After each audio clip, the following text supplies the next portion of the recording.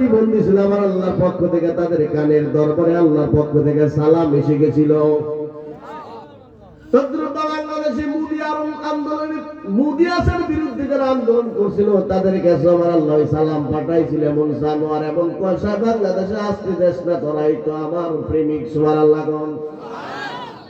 বন্ধুরা আমার গভীর মনোযোগ, আরো গভীর।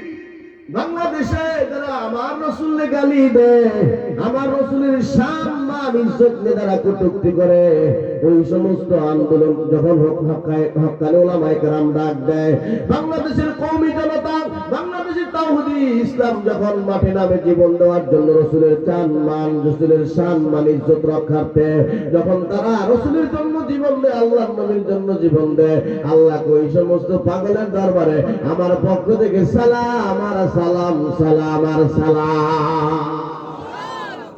কথা ঠিক ঠিক। এই সমস্ত মানুষকে বাংলাদেশে কেউ ওয়াহাবি কি কয়? আমরা ওয়াহাবি খুশি হয়ে যা তারা ধরে কর না। কেমনে খুশি উদাহরণ দিলে বুঝবেন। আল্লাহ রাসূলের নাম আছে